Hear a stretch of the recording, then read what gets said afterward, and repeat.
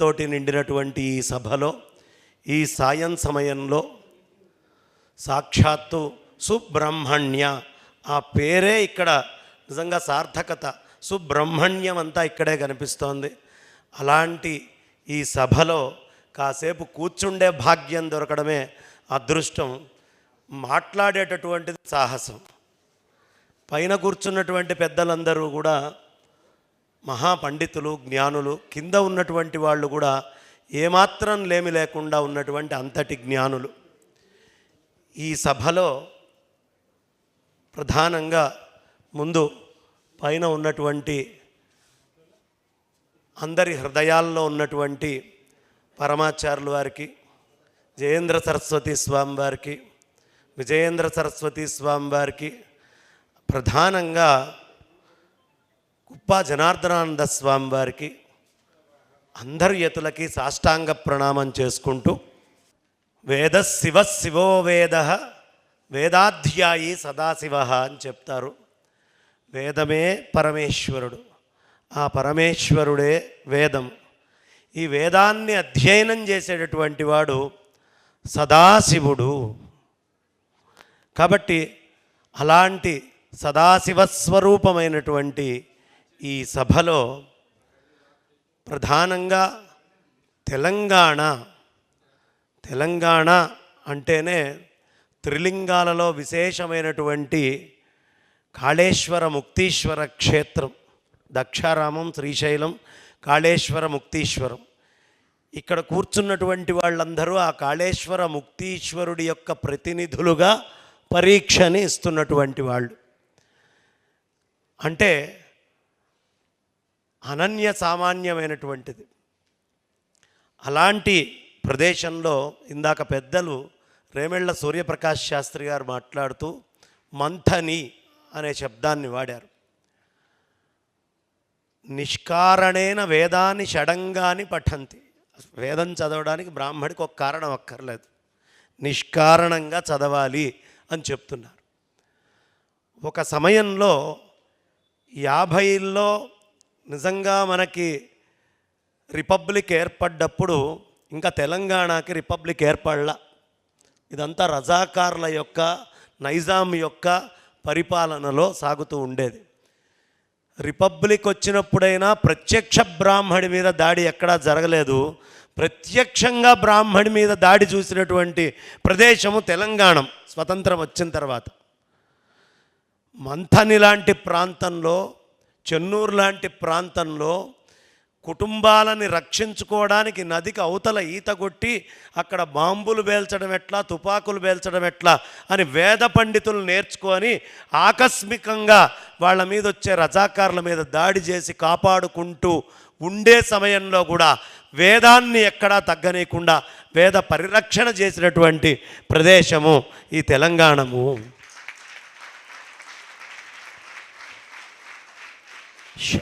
శాస్త్రాదపి శరాదపి ఈ రెండు తెలంగాణ ప్రాంతం దగ్గర ఉండి చూసింది.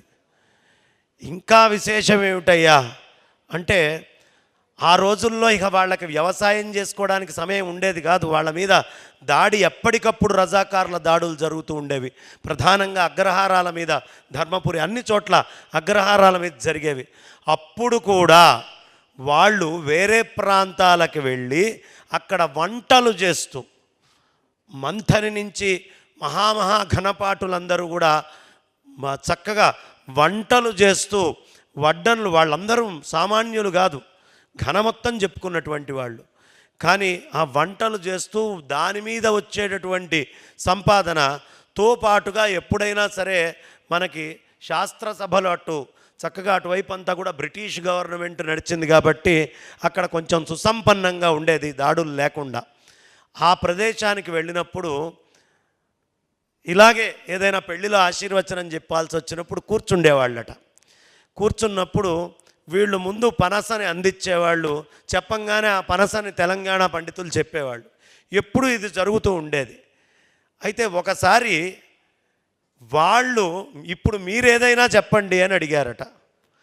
మంథనిలో ఉన్న పండితులు మాట అన్నారు, అయ్యా మీరు అడుగుడి మేము చెప్పుడి, మేము అడుగుడి మీరు చచ్చుడి అంత తేలిక కాదయ్యా అన్నారు.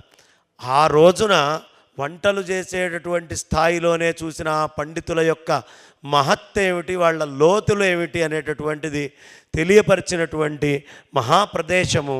అందుకనే మంథని గణపాఠి అనేటటువంటిది ఇప్పటికీ మనకి ఆంధ్ర ప్రాంతంలో కూడా విశేషంగా ఆదరణ చేస్తూ వాళ్ళని గౌరవించడం అనేది జరుగుతుంది ఎప్పటి నుంచో.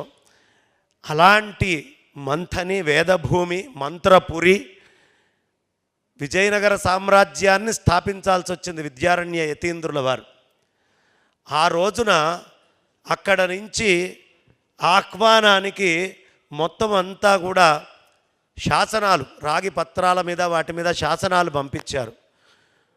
ఎవరయ్యా ఈ రాజ్యాభిషేకం చేయడానికి అవసరమైనప్పుడు బ్రాహ్మణులని అంటే ప్రధానంగా మంత్రపురి నుంచి, అలాగే ధర్మపురి నుంచి, వేములవాడ ప్రాంతం నుంచి చాలా విశేషంగా విద్యారణ్య యతీంద్రుల వారు శాసనాలు పంపించి ఈ సనాతన వైదిక ధర్మ పరిరక్షణ ఈ దక్షిణాది మొత్తం ఈ భారతదేశంలో అలా నిల్చొని ఉండడానికి ఒక వేద పండితుడు, వేద భాష్యకర్తే కారణం.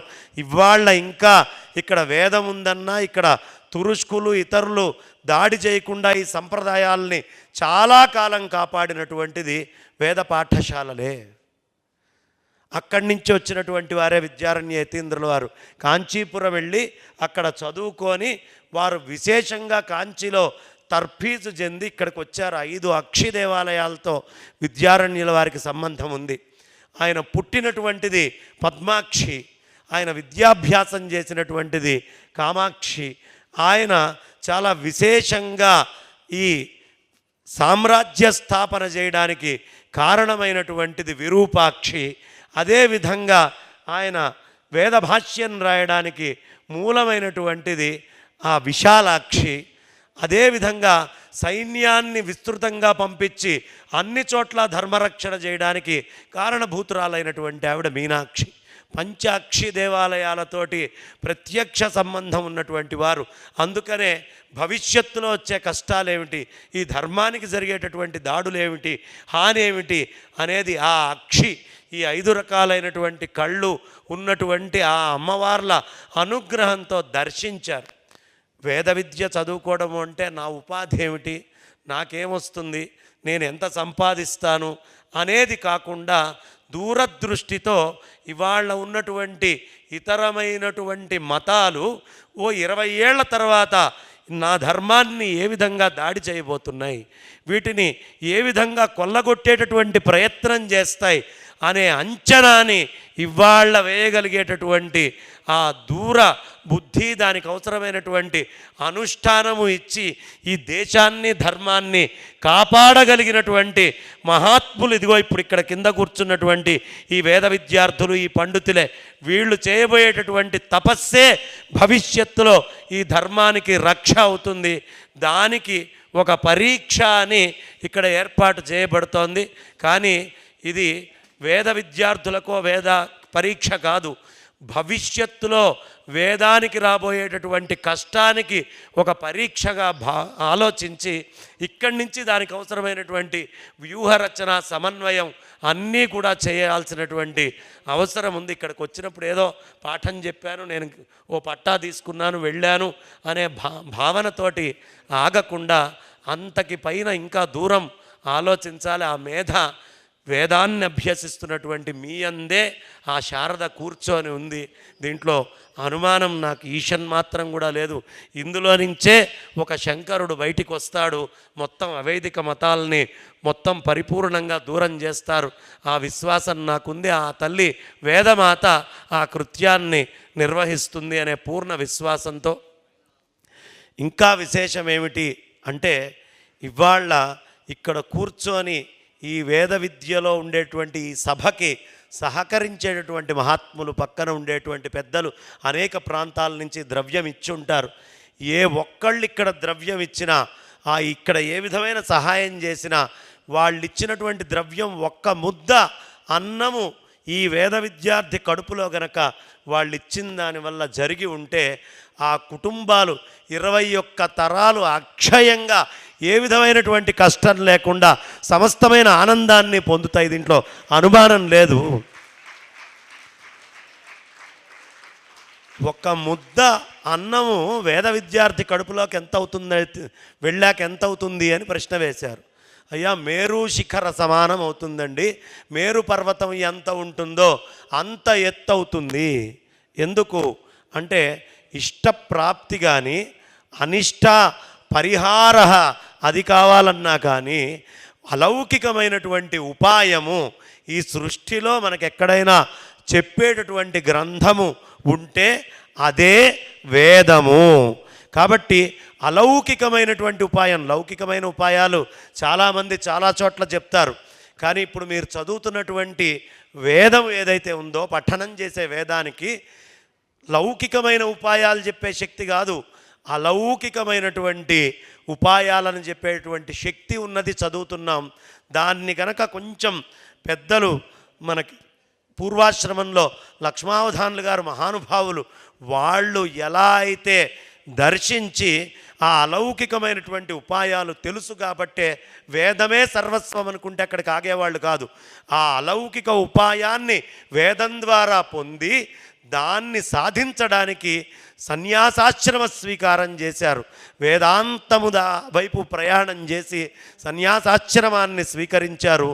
కాబట్టి వేదం దేనికయ్యా అంటే ఈ అలౌకికమైనటువంటి ఉపాయంతో పరిపూర్ణంగా జీవితాన్ని ఆ బ్రహ్మస్థితికి చేర్చడం కోసము. ఈ మనస్సు రెండే పనులు చేస్తుందండి. ఏమిటి అంటే ఒకటి వేద పని, ఒకటి వేదాంతం చేసే పని. ఈ రెండే చేస్తుంది. ఏమిటి అంటే ఒకప్పుడు ఈ మనస్సు కత్తెరలాగా పనిచేస్తుంది, ఇంకొకప్పుడు సూదీదారంలాగా పనిచేస్తుంది. ఈ కత్తెరలాగా పనిచేయడం అంటే మనల్ని ఎవడైనా అవమానించాడు, తేడా మాట్లాడాడు, ఏం చేస్తుంది మనస్సు? వీడిని కత్తిరిచ్చేయరా, వీడిని అవమానించాడు కాబట్టి వీడు నాకు పనికిరాడు అని తీసి పారేయమని చెప్తుంది. ఒకప్పుడు సూదీదారంలాగా కుట్టుకుంటుంది. అయ్యో నన్ను పొగిడాడు, ఇతను ఇంత మహానుభావుడు అని లోపలికి తీసుకొని వచ్చి వాళ్ళని హృదయం లోపల పెట్టుకుంటాం. వేదం ఏం చేస్తుందయ్యా?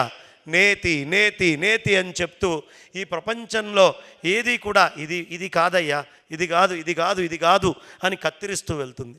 వేదాంతం ఏం చేస్తుందయ్యా? సూదీదారంలాగా ఇది ఇది ఇది ఇది బ్రహ్మవస్తువే, ఇది బ్రహ్మవస్తువే, సర్వం బ్రహ్మమయం రేరే అని అంతా బ్రహ్మము అని కుట్టుకుంటూ కుట్టుకుంటూ కుట్టుకుంటూ ఉంటుంది. కాబట్టి వేదాన్ని ఆశ్రయించి కత్తిరించి వేదాంతంతో ఎవడు కుట్టుకుంటాడో వాడు నిజమైనటువంటి సార్థక జీవనాన్ని పొందినటువంటి వారు. అలాంటి సార్థక జీవి అయినటువంటి పెద్దలు అద్వైత సిద్ధి రత్నాకర ఆ మహానుభావులు బ్రహ్మశ్రీ దత్తాత్రేయ శర్మ గారు వచ్చారు. గట్టిగా మనందరి కరతాళ ధ్వనులతో వారికి సాదర స్వాగతం పలుకుదాం.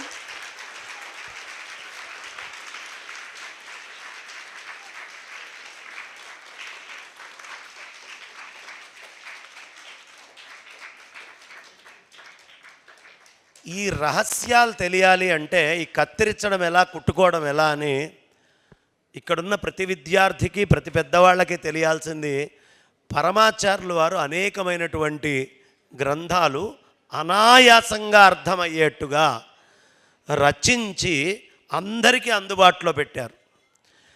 చిన్న చిన్న హెడ్డింగులతో చాలా అద్భుతంగా అవి ఒక 7 వాల్యూమ్స్ కింద కూడా పెట్టడము. హిందూ ధర్మ అని నేను అనేకమైనటువంటి గ్రంథాలు వారివి చదవడం, నేను ఇవాళ మాట్లాడగలుగుతున్నాను అంటే అందులో నాకు అత్యంత శక్తినిచ్చినటువంటి వారిలో పరమాచార్యులు వారు ఒకరు.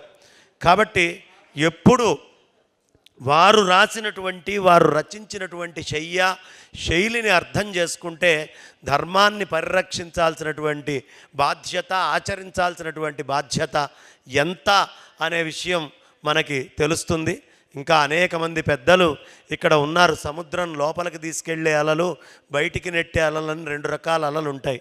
మీరందరూ అద్భుతంగా ఇక్కడ ఉండేటువంటి పెద్దలు అనేటటువంటి వాళ్ళు చెప్పే అమృతతుల్యమైన ఆ వాక్ సాగరంలోకి వెళ్ళాలి అని అనుకుంటూ ఉంటే బయటికి నెట్టే అలలాగా ఇంతకంటే ఎక్కువసేపు నేను చెప్తే బాగుండదు. కాబట్టి ఇలాంటి సభలో ఇంతమంది పెద్దలు, పండితులు, మహాత్ములు, మహానుభావులు, సాక్షాత్తు వేదస్వరూపులు అయినటువంటి ఇంతమంది ఉన్న ఈ సభలో 4 మాటలు పంచుకుండేటటువంటి భాగ్యాన్ని నాకు కల్పించినటువంటి మా కుప్పా వెంకట జగన్నాథం గారికి, మా సాయినాథ శర్మ గారికి నేను అనేక ధన్యవాదాలు, నమస్కారాలు తెలియపరుచుకుంటూ ఇక్కడున్న పెద్దలందరినీ సాక్షాత్తు పరమాత్మ స్వరూపంగా ఎరిగి సాష్టాంగ ప్రణామాలు చేస్తూ నా వాణికి విరామాన్నిస్తున్నాను. స్వస్తి.